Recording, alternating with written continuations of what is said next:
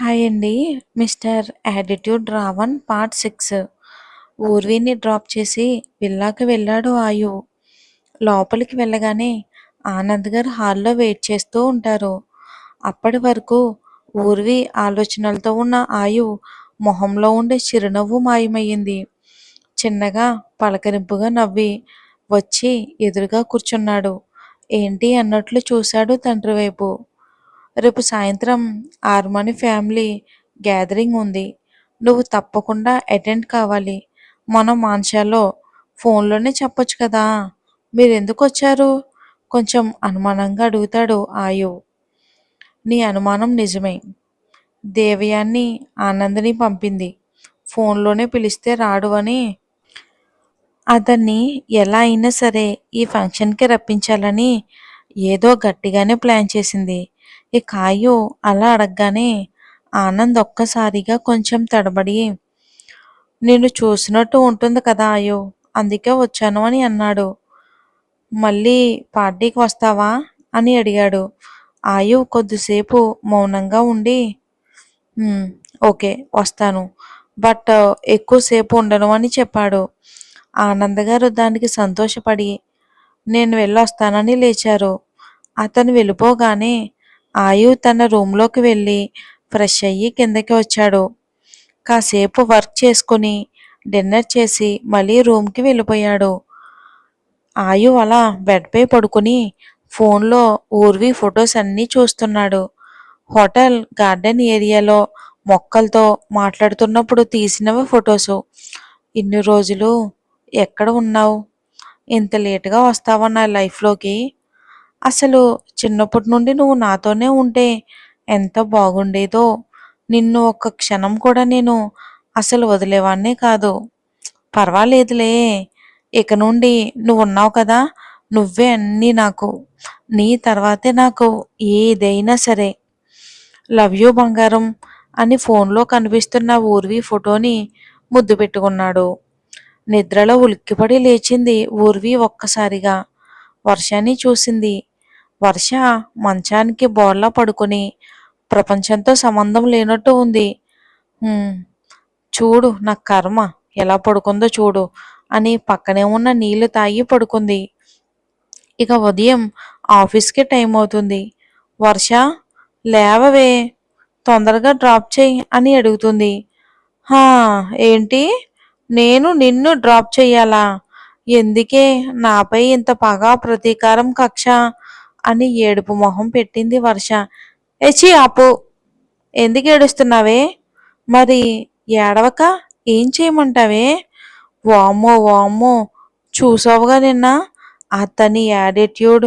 అమ్మ తల్లి, నన్ను ఇలా బ్రతకనివ్వు. నిన్ను నేను డ్రాప్ చేస్తే ఈ రోజు నా చావే. బ్రతికి ఉంటే నా పిల్లలకి నీ పేరు పెట్టుకుంటా అని దండం పెట్టింది. ఇంతలో ఊర్వి ఫోన్ మోగింది. ఫోన్ దగ్గరికి వెళ్తున్న ఊర్విని ఆపి, నిజంగా నా గెస్ కరెక్ట్ అయితే బాల్కనీలోకి వెళ్ళి చూడు. కిందకి కింద కింద ఉండే కాల్ చేస్తున్నట్టున్నాడు అయ్యగారు. ఇంకా చాలు ఆపుతావా అని అంది ఊర్వి కూడా కోపంగా. ఫోన్ తీసి చూసింది అన్నోన్ నెంబరు. ఫోన్ పట్టుకుని చూసి బాల్కనీలోకి వెళ్ళి కిందకి చూసింది. వైట్ షర్ట్, ఫార్మల్ ప్యాంట్లో చాలా హ్యాండ్సమ్గా ఉన్నాడు. కిందకి చూస్తూనే ఫోన్ లిఫ్ట్ చేసింది. కమ్ ఫాస్ట్ అని ఫోన్ పెట్టేశాడు ఆయు. తననే చూస్తున్న వర్షాన్ని చూసి ఆ ఎక్స్ప్రెషన్స్ ఇచ్చింది ఊర్వి. వెళ్ళు వెళ్ళు, ఇంకెందుకు లేటు? ఇంకా ఇక్కడే ఉంటే పైకి వచ్చి ఎత్తుకుని తీసుకుని వెళ్తాడేమో, వెళ్ళు అని అంటున్న వర్షపైకి పిల్లోని విసిరి, ఇక ఊర్వి ఏమీ చేయలేక ఏడుపు మొహంతో కిందకి వెళ్ళింది. వస్తున్న ఊర్విని చూసి ఆమె రూపాన్ని కళ్ళల్లో నింపుకుంటూ కార్డోర్ ఓపెన్ చేసి కూర్చోబెట్టి తను డ్రైవింగ్ సీట్లో కూర్చున్నాడు ఆయు. కారులో కూర్చున్న మరుక్షణమే ఊర్వి చేతివేళ్ళని తన చేతివేళ్లతో బంధించి ఆమె చెయ్యిపై గట్టిగా ముద్దు పెట్టుకున్నాడు ప్రేమగా. ఊర్వి కంగారుగా చెయ్యిని వెనక్కి తీసుకుందామని అనుకుంది. కానీ అతను ఆమె చెయ్యిని వదల్లేదు. అతను వదలడు అని అర్థమయ్యి విండో నుండి బయటికి చూస్తూ కూర్చుంది ఊర్వి. ఆయు మాత్రం ఆమె స్పర్శని ఫీల్ అవుతూ కార్ డ్రైవ్ చేస్తున్నాడు. ఆఫీస్కి వచ్చి ఇద్దరూ కూడా ఎవరి వర్క్లో వాళ్ళు బిజీ అయిపోయారు. ఇంతలో మాధవ్ గారు వచ్చి వియ్యర్ గ్రూప్ ఆఫ్ వాళ్ళు ఫైనల్ మీటింగ్కి వస్తున్నారని చెప్పారు. పేపర్స్పై సైన్ చేయడానికి. ఇంకా సైన్ అయిపోతే వర్క్ స్టార్ట్ చేయొచ్చని చెప్పారు. ఓకే, అరేంజ్ చేయండి అని చెప్పాడు ఆయు. ఇంకా అలా ఉండగానే ఒక హాఫ్ అన్ అవర్ తర్వాత weir group of CEO Vijay ఆయు వాళ్ళ కంపెనీకి వచ్చి నేరుగా లిఫ్ట్లో మీటింగ్ రూమ్లోకి వచ్చాడు. కొద్దిసేపటికి ఆయు కూడా వచ్చి ఫైల్స్ అన్నీ కూడా చెక్ చేస్తున్నాడు దగ్గరుండి. మాధవ్ గారికి ఒక ఒక ఫైలు కిందే ఆయు రూమ్లో ఉండిపోయింది అని గుర్తుకు వచ్చి, సార్ ఇంకొక ఫైలు మీ రూమ్లోనే ఉంది, నేను వెళ్ళి తీసుకువస్తాను అని చెప్పి వెళ్ళబోతుంటే ఆయు ఆగమని, మీరు వెళ్ళి రావటం కాదు, ఎవరితోనైనా తెప్పించండి అని చెప్పి మిగతా ఫైల్స్ అన్నీ చెక్ చేస్తున్నాడు ఆయు. మాధవ్ గారు ఊర్వికి ఫోన్ చేసి ఫైల్ గురించి చెప్పి మీటింగ్ రూమ్కి తీసుకురమ్మని చెప్తాడు. ఊర్వి కూడా సరేనని ఆయు రూమ్లోకి వెళ్ళి ఫైల్ తీసుకుని లిఫ్ట్లో బయలుదేరుతుంది మీటింగ్ రూమ్లోకి. ఇంతలో విజయ్ ఫోను వైబ్రేట్ మోడ్లో పెట్టడం వలన ఏదో ఫోన్ వస్తుండడం తెలిసి వైపు చూస్తాడు. వాళ్ళ డాడీ కాల్ చేస్తూ ఉంటారు. ఏదో ఇంపార్టెంట్ అయితేనే కానీ ఆయన ఆఫీస్ టైంలో కాల్ చేయరు అనుకుని ఆయు వైపు చూసి అర్జెంట్ కాల్ అని చెప్పి బయటికి వస్తాడు.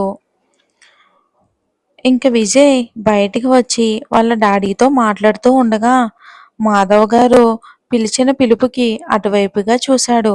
అంతే, తన కళ్ళను తానే నమ్మలేకపోయాడు విజయ్. తనేంటి ఇక్కడ అని, డాడీ నేను మళ్ళీ చేస్తాను అని కాల్ కట్ చేశాడు. ఈలోపే ఊర్వి ఫైల్ ఇవ్వటం, లిఫ్ట్ దగ్గరికి వెళ్ళడం చూసి ఊర్విని హలో మిస్ అని పిలిచినా వినపడదు. అప్పటికే లిఫ్ట్లోకి వెళ్ళిపోతుంది. విజయ్ మాధవ్ గారి దగ్గరకు వచ్చి ఇందాక ఎవరు ఆ అమ్మాయి అని అడుగుతాడు. ఓ, ఆ మీ జ్యువెలరీ డిజైన్ సార్ అని చెప్తాడు. ఇంక విజయ్కి ఏదో గుర్తుకు వచ్చినట్లు నిన్న మీతో తను కూడా వచ్చిందా అని అడుగుతాడు. అవును వచ్చింది, కానీ మీకెందుకు ఈ డౌట్ వచ్చింది అని అడిగాడు. విజయ్ ఏం లేదు, ఊరికే అడిగానని చెప్పి లోపలికి వెళ్ళిపోతాడు. బాబు విజయ్, నువ్వు ఇలా పాప గురించి ఆరాటపడుతున్నావు. బాబుకి తెలిస్తే ఇక అంతే, మీరు అదే అనుకుంటున్నారు కదా. ఇక అన్ని సైన్స్ తర్వాత వెళ్ళిపోవడానికి లేస్తాడు విజయ్. నిజానికి తనకి వెళ్ళాలని లేదు, ఊర్విని చూసి తనతో మాట్లాడాలని ఉంది. బట్ ఎలా అని ఆలోచిస్తూ ఏదో ఆలోచన వచ్చినట్టుగా ఆయు వైపు తిరిగి, మీ జ్యువెలరీ డిజైన్స్ అన్నీ చాలా బాగుంటాయి, ఒకసారి మీ డిజైన్ని పిలిస్తే తన గురించి తెలుసుకోవాలని ఉంది అంటాడు. ఆయు అతని వైపు చూసి థ్యాంక్ యూ, బట్ తన్ని ఎవరికి పరిచయం చేపించే ఉద్దేశం లేదు. తను ఎవరితో పడితే వాళ్ళతో మాట్లాడదు అండ్ తనకి ఏ పబ్లిసిటీ నచ్చదు అని బేస్ వాయిస్తో చెప్తాడు ఆయు. అప్పటిదాకా చూసిన ఆయువుకి ఊర్వి గురించి అడిగిన తర్వాత ఆయువుకి చాలా తేడా ఉంది. విజయ్ కొంచెం భయపడి కూల్ సార్ కూల్, ఊరికే అడిగాను అని చెప్పి సీయూ ఎగైన్ అని వెళ్ళిపోతాడు. నా ఊర్విని ఎవడికి పడితే వాడికి పరిచయం చెయ్యాలా? Never, she's mine, only she's mine. Lunch break అవడంతో ఊర్వికి కాల్ చేస్తాడు తన స్పెషల్ రూమ్కి రమ్మని లంచ్ చేయడానికి. తన ఆన్సర్ కూడా వినకుండా కాల్ కట్ చేసి రూమ్కి వెళ్తాడు. ఏంటి పెద్ద లైన్లా ఫీల్ అవుతున్నాడు అనుకుని ఫోన్ వంక చూస్తూ నేను రానుగాక రాను అంతే, నువ్వు రాకపోతేనే నేనే నీ క్యాబిన్కి వస్తా, అందరూ మనల్ని చూస్తారు, నీ ఇష్టం అని మెసేజ్ చేస్తాడు. అది చూసి ఊర్వి షాకు. వచ్చినా వస్తాడు అనుకుని తన లంచ్ బాక్స్ తీసుకుని కాళ్ళు ఈడ్చుకుంటూ ఆయు రూమ్కి వెళ్తుంది. ఊర్వి వచ్చేసరికి ఫుడ్ అంతా టేబుల్పై పెట్టాడు. ఊర్వి డోర్ లాక్ చేయగానే కమ్ అని ఆయు గొంతు వినబడుతుంది. లోపలికి వచ్చి అలాగే నిలబడి ఉంటుంది. ఆమె దగ్గరకు వచ్చి ఆమె చేతిలో ఉన్న లంచ్ బాక్స్ తీసుకుని టేబుల్పై పెట్టి తనని గట్టిగా హత్తుకుంటాడు. ఆమె తలను తన గుండెల్లో అదుముకుంటాడు. కొన్ని నిమిషాలకు కళ్ళు మూసుకుని అలానే ఉన్నాడు, ఆమె పరిమళాన్ని ఆస్వాదిస్తూ. ఆమె కూడా అతని గుండె చప్పుడు వింటూ కళ్ళు మూసుకుంది. కాసేపటికి ఆమెను వదిలి లంచ్ చేద్దాం పదా అని తీసుకెళ్లి కూర్చోబెడతాడు. ఆమెకి వడ్డించి తనకు వడ్డించుకుని తిను అని చూస్తాడు. అయిష్టంగానే తింటుంది. తినడం అయిపోయాక నేను వెళ్తున్నానని చెప్పి వెళ్తూ ఉంటే ఆమె చెయ్యి పట్టుకుని ఆపి, నాకు నిద్ర వస్తుంది, కాసేపు నీ ఒళ్ళో పడుకుంటా అని చిన్న పిల్లాల్లా అడుగుతూ ఉంటే అతని కళ్ళలోకి చూసింది. ఏదో బాధ కనిపిస్తుంది. అది చూసి తనకే తెలియకుండా బెడ్ వైపు అడుగులు వేసింది. బెడ్ పై కూర్చుంది. ఆమె కూర్చోగానే ఆయువు తన ఒళ్ళో తల పెట్టుకుని హాయిగా కళ్ళు మూసుకున్నాడు. ఊర్వి మనసులో ఎన్నో ఆలోచనలు. ఇతన్ని చూస్తే ఎందుకు ఇలా అయిపోతున్నా నాకే తెలియకుండా. నా మనసు ఇతన్ని కోరుకుంటుందా? నో, అలా జరగడానికి వీల్లేదు. నా జీవితంలో పోగొట్టుకున్నది చాలు. ఇక నాకు ఓపిక లేదు. నా వల్ల ఎవరికి ఏం కాకూడదు అని తన ప్రమేయం లేకుండానే ఆమె కళ్ళు వర్షించాయి. ఆమె కన్నీటి చుక్క ఒళ్ళో ఉన్న ఆయువు బుగ్గపై పడింది. ఒక్కసారిగా లేచి ఆమె వైపు చూశాడు. ఏడుస్తున్నావా? ఎందుకు? అని ఆమె మొహాన్ని అతని చేతుల్లోకి తీసుకున్నాడు. మరి ఏం చెప్తుందో మన పాప. అసలే మన బాబు ఏం చేస్తాడో ఏమో. అసలు ఇదెక్కడ ప్రేమో కూడా అర్థం కావట్లేదు. అంత పొజిటివ్‌గా ఉంటే పాపకి కష్టమే మరి. ఏం జరుగుతుందో వచ్చే ఎపిసోడ్‌లో చూద్దాం. ఈ స్టోరీపై మీ అభిప్రాయాన్ని నాకు తెలియచేయండి. అలాగే హైప్ అనే బటన్ కూడా క్లిక్ చేయండి. Thanks for watching.